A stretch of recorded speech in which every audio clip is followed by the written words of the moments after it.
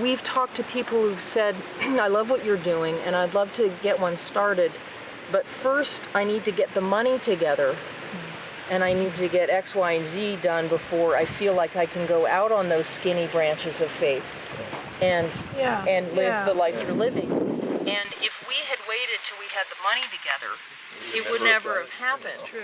Because when we got started, we had just moved into that trailer. We were living on the skinny branches.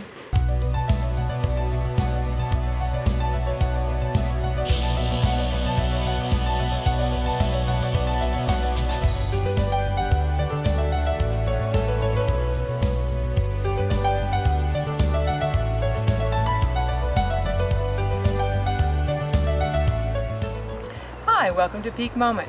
I'm Janaea Donaldson. In 2010, we visited Alpine's Sharing Gardens in Oregon with the coordinators Chris Burns, Lynn Peabody, and they gave us a wonderful tour of a garden whose food and play work is shared in the community. We're here 3 years later to see a whole expanded new adventure with the Monroe's community gardens, right? Sharing gardens. Mm-hmm. And our garden coordinators. I want an update on what's happening, and we'll get into sort of the premises underneath it. So Lynn, start us out with what's happened in 3 years, because it's certainly different. Right. Well, 2010 was the same year that we started here in Monroe in conjunction with Alpine. And we did the garden there, overlapped for 2 years. And then last year, we just realized it was going to be too much to try to do the two gardens. They're 5 miles apart. And so we decided to just concentrate here on the Monroe garden. And the Monroe garden is about 2/3 of an acre altogether. It's considerably larger than... It's about, 3 times the size of Alpine? Something like that. Yeah. We built a greenhouse last year that was an experiment, our own design, using bamboo from a local bamboo farmer as the framing. And a couple days after we got the skin on, we had a record-breaking snowstorm. Literally a foot of wet snow fell on it, and it did tear it in places, and we've had to do some patching since. So you learned. But it worked enough. And didn't stop us. And then this last winter, we built a second greenhouse using a carport frame.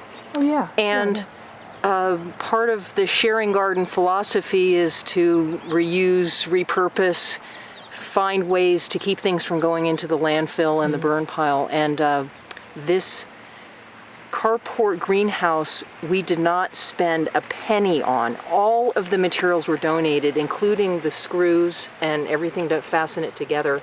And it's a primo little greenhouse that anybody else could do. But the screws were donated. I want to go back here, because it seems to me that you have people that come, we'd call them volunteers, and you call them sharegivers. Yeah. People that come and share in the labor of keeping the garden and harvesting and so on. Actually, so those folks, do they get some part of the produce?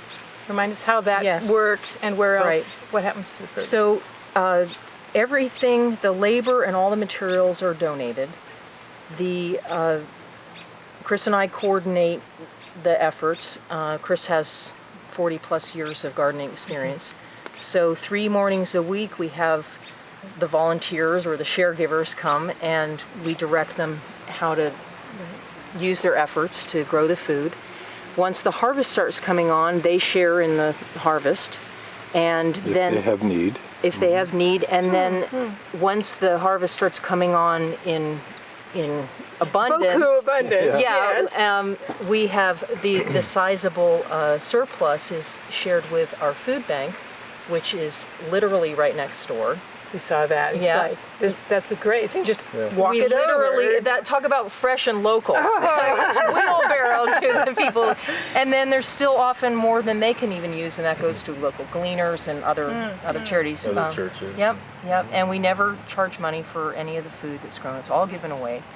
So then you asked about materials, though. So there are people in the community who want to be involved that either have their own gardens, and so they don't have the time, or they are not physically able to participate, or for whatever reason.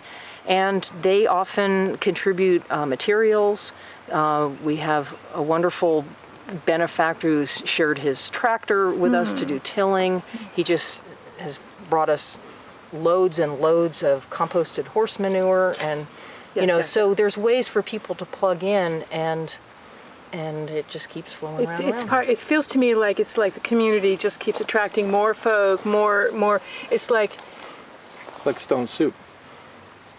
It's kind of like stone soup, yes. And a lot of times the materials that we accumulate, we don't know what we're going to use them for at the time they come, but then... Any of us, materials that we accumulate. Yeah. Like, well, and all of a sudden we've got this idea for a project, and it's, wow, we have all this stuff here already, and then everything else shows up as needed, and it's quite an amazing thing to watch. I want to back up for one little piece, and then I want to go in further into the stone soup tosses, which is the land itself, the water. How do you? Those are required. Right. How, I can understand you might get fencing donated or whatever, but how do you do with? Well, in both cases, the land was on indefinite loan. Okay. Alpine was a town park, and they made it available and paid for the water bill, the pump to run the well.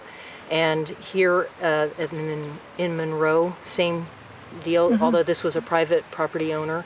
And he just loved the project and said, I'm 100% behind you. He paid to get the pump fixed, and he covered the cost of the electricity. Wow. Yeah. So what is? I mean, what's lovely here is the model of people putting energy together and the results not only benefiting them but everyone else. And so it's sharing in a broad, very broad sense. And the way you both approach this strikes me as a very different philosophy, a different set of values than we are used to in a pea patch garden. Say we each have our own plot. That's you already chose not to do that, Yes. as you mentioned last time. This is, it's all one. It's one plot for all of us to share. When you call it a community garden, most people think of the pea patch. Right. So this is like we're all working together in the same plot together. It's our community garden in that true sense. You, Chris, talk about. In a sense, this is more the natural way. This abundance, or this is a more natural way than money. Yeah. So talk. Well, we call it God's economy or nature's economy. There's none of the other life forms on the planet use money or currency of any kind. Yeah. There's a symbiotic relationship and interdependency. So we're trying to model that here in the garden so that people understand that they can give freely without having to account for their giving, knowing that they will receive what they need. And it takes practice, because we've all been conditioned to think that you have to keep track of your hours and what you give and what you own and all of that. And we're the only ones to do that in creation. In creation, everything is like the sun never sends us a bill, and yet we take that energy and use that and to make money. And money is just it's a medium of exchange initially, if that's what it was meant to be. But we don't even need that. I mean, if we didn't have money, what would we do? Or what did we do? What did we do before? Because what you're saying here, what I see is really an attempt to step. You still got a foot in the moneyed economy because we all still have to pay our taxes or whatever. Yeah. But what you're doing is taking a step out into a different paradigm here. Of a giving economy. And I think that one of the hesitations some people are going to have about a giving economy is sort of that conditioned from where we begun. Yeah. It's like, will I get enough? Will I make sure to get mine? Will I, will I survive? I mean, how do you get how do you strike the balance? We had that that was kind of a problem in the beginning. Some people, we had to keep explaining, like when you come, and eventually people started we had more to give away than we could give away. And so the people started to see the abundance that was being created by using this principle of sharing. I mean, our system, you have to have one of everything, and you have your fence around your little piece, and you're trying to do it all yourself. Everybody needs a rototiller, everybody needs a car, and everybody needs a refrigerator, but if you shared those things, how much could you stop drawing down the resources of the planet? So it really is an ecological as well as a practical and spiritual approach to living, where it recreates a sense of community and family, extended family, and a sense of being good stewards of the planet by not having to, fueling the economy, the manufacturing economy, requires that you have to produce a lot of waste and a lot of duplication of effort and a lot of extra extraneous. Well, in the main economy, one is paid to destroy more quickly. Yes. Use it up. That creates jobs. Right, and enormous waste, and and planned obsolescence. Right. Yeah. I mean, it's like So that people will come back and buy more. Yeah. It's they not can't enough. afford to buy the best. so. Your premise is not greed, which that is No. greed Yeah. and insecurity, which Yeah. that feeds. Your premise is abundance And quality of and life. shared and relationship. And I Yes. see that with And simplicity.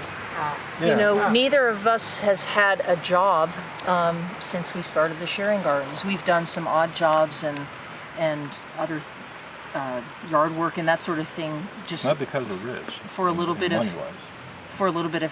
cash flow and that Yes, sort of thing. yes.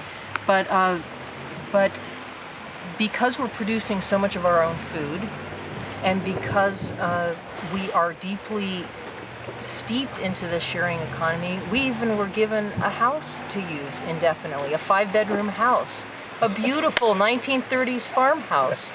The last So- time you saw us, we lived in an 8x40 trailer. trailer. That's We were right. happy there. Yeah, It was yeah. fine. I mean, it was Yeah. sufficient. I could tell. You know, Yeah. you were happy. But so what I hear in this is that that there are somehow there are principles that you are following here. Gratitude is one that you Yes, mentioned. yes. That maybe grease the skids. Yes. Could we Absolutely. say, to enable that. But I would also guess that you've got a reputation in your community. People have watched your action. They have seen your generosity and givingness in both the gardens. That kind of selflessness. That's so. I mean, again, such a contrast to so much in our culture that it makes it easier for them to just. They want Support to. They you. want to They get in the field of that. Yes. And by giving into that, they're expanded too. It's not totally selfless. I mean, that's the thing. We're enjoying the abundance and the feeling of richness and generosity along with everyone else. We're not martyrs here. We're not just giving it away. That's true. We believe that when we give, we're giving to ourselves. It keeps coming around full circle. When you give to anyone or Yeah. anything, you're being given to yourself. You're Okay. giving into the wholeness, into the one. So what you're saying is, who I am is not this little person in this Yeah. little skin. Yeah. Who I am is the Part of world, the something field bigger. that I'm in, the garden I'm in, the people around us. Right. You know, Yes. I am Yeah. bigger than our normal Yeah. definitions. And in these 2 garden patches, we haven't been the owners, and yet we bring that kind of a caregiving spirit to it as if it is our own. We're caring for God's creation, for life itself, and when like this is the thing I like to tell people about. Anybody who's done volunteer work knows that there's a different feeling when you're volunteering than when you're on the clock. When you're volunteering, you are there because you want to be, and there's something that feels good about giving without the price tag on it. It just feels good. Yeah. So it's giving you in that. And so our lives have become 100% about volunteer giving, and we keep experiencing these It's amazing fun. miracles of, Yeah. of abundance and prosperity. And I wanted to quickly... And that's how we met you, for heaven's sake. That's how we met you guys, by doing this. So there's a benefit. An oh obvious yeah, then we have friendships Yeah, that you we would wouldn't be- have had yeah, otherwise. yeah, That's yeah. true. benefit. Yes. Yeah, we've met yes. a lot of people. This is our social life too. So we Yeah, meet people in yeah. the community by being available. Come on in, share with us. Yeah. So we get to meet all these wonderful people, and they're learning along with us about how to produce food and how to can it and prepare it. And That's right. That's one of your latest little new ventures Developments. forward is Uh-huh. to just give us a word on what that is. the canning Preserving, kitchen. canning, whatever. We're setting up a canning food preservation kitchen at our new place. It's the garage. It's an attached garage, so we're cleaning that all out, and we're setting it up with tables and food dryers and propane cookers and all the things that we need.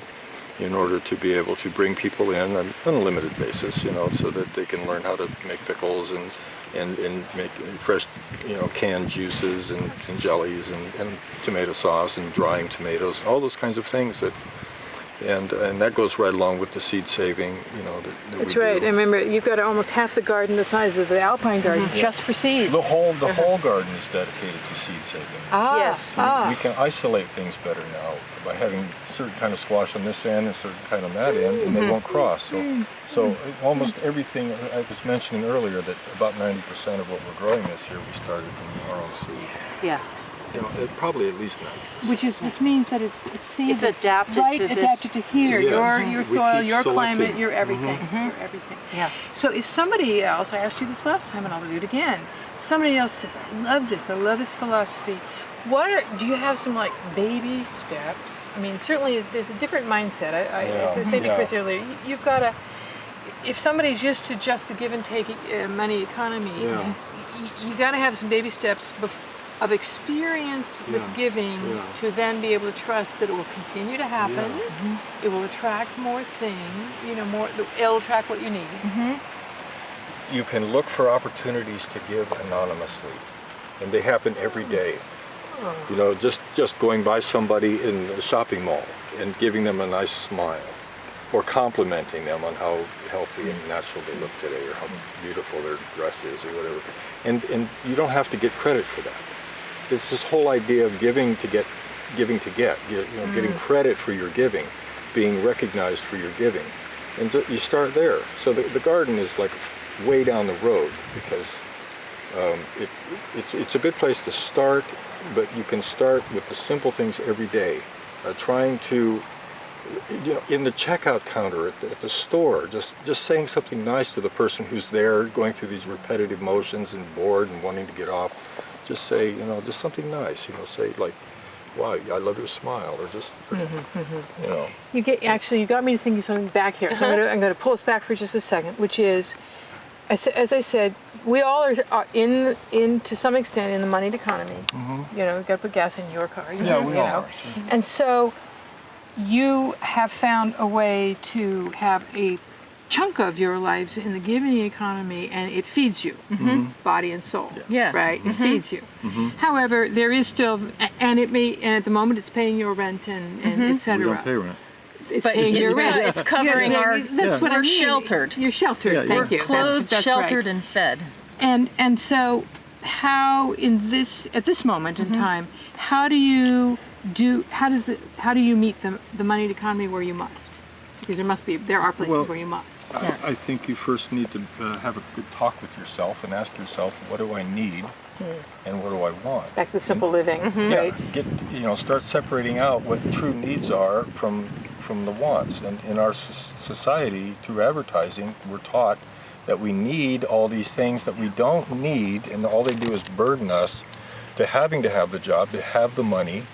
Like people have jobs to get the money so that they can buy the food to give them the strength, so they can go to work to get the money to buy the food, and they're on this treadmill, merry-go-round. And so you start eliminating those things from your life that really you don't need and actually burden you. You're possessed by the things that you possess oftentimes. So you start simplifying your life. What do I need? Fresh air is nice, good water is nice, simple, nutritious food is nice, friendships, a small place to live where I can stay dry and warm, a few good books that inspire me and lift me up.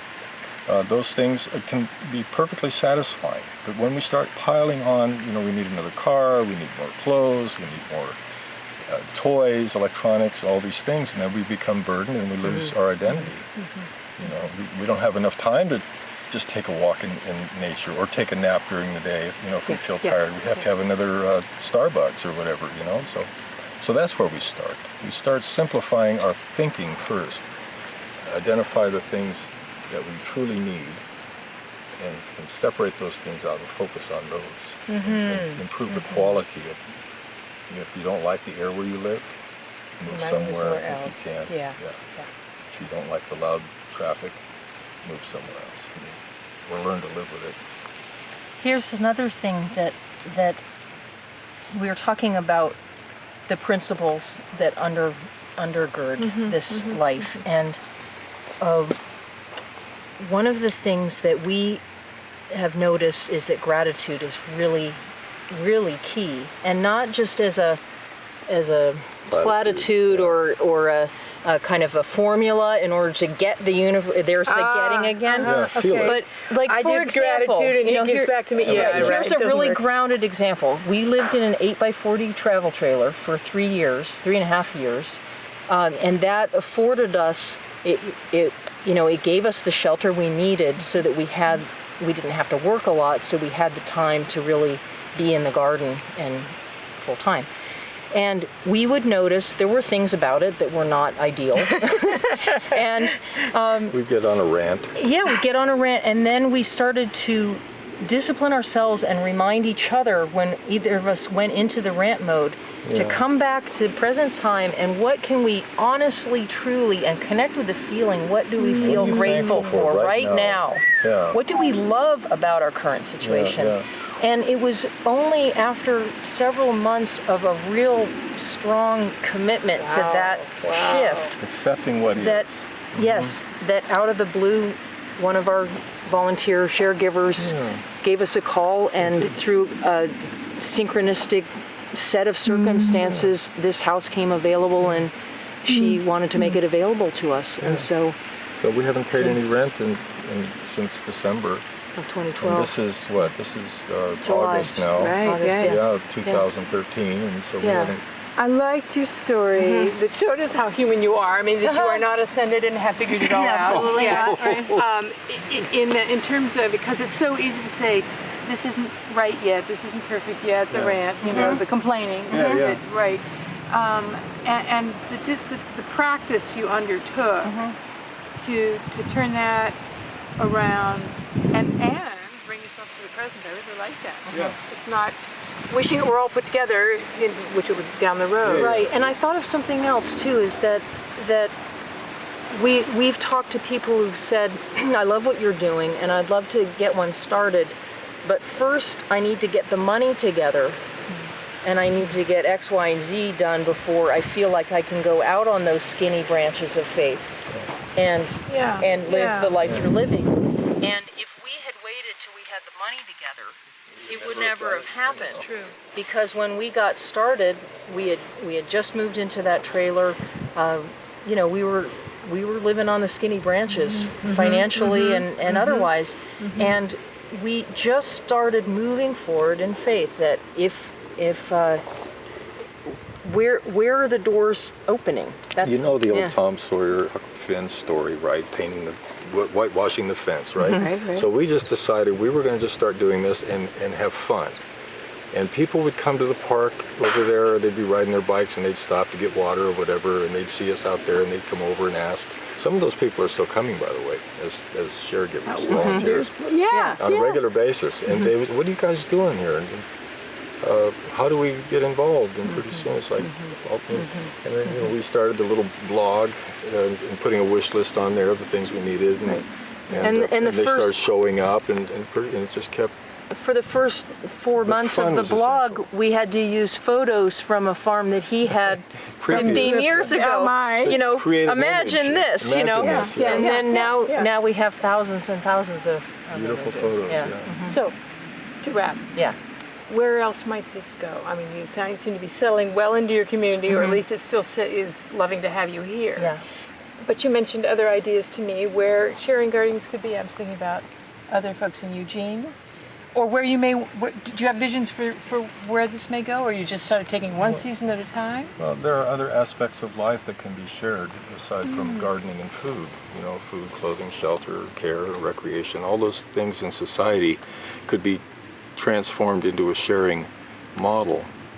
We don't have to stop just at the gardening, right? Gardening is a good place to start because it's like the foundation of any healthy society is good food. So you can get people started in that, then they can become exposed to these other ideas, and they actually think of it themselves. How about about tool sharing, right? Tool banks, libraries are a good example of sharing. Carpooling, all of those things. You can just keep expanding on that idea and just gradually start doing less and less with money, and use money to get rid of the need for money. Start creating alternative ways of providing the things that money buys, right?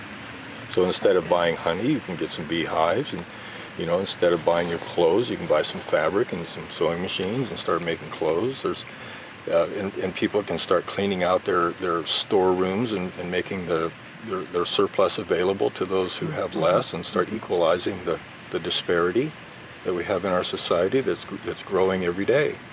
The disparity. There's those people at the top who just keep wanting more and more. I don't know why. It's such a burden, and they don't know who their friends are. But then there's these people down here that don't really have a clue. They get stuck in their little cycles, and then they start developing their addictions and their poverty consciousness, and they don't know how to get out. So sharing is a way to bridge these people down here at the bottom and these people at the top. If these people at the top could start sharing more of what they have, and the people at the bottom could start participating more and providing them for themselves and for each other, that's really important. Providing for each other.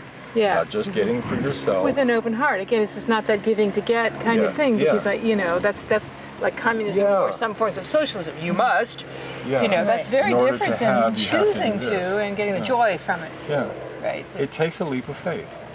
It takes actually a leap of faith, saying, well, I'm just going to give this a try and see what happens if I just give this and do it anonymously. Without strings. Yes. Sneak in and put something on somebody's front steps, like a basket of apples, or just any way that you can think of to be generous, to get the feeling of what that feels like, and then sneak away, and that person will never know where those apples came from. Start practicing that so that the feeling itself is worth it.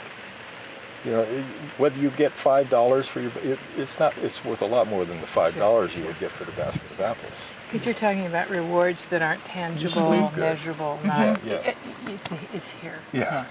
We've lost that. Yeah. And you are reigniting that in yourselves. Hopefully. Yeah.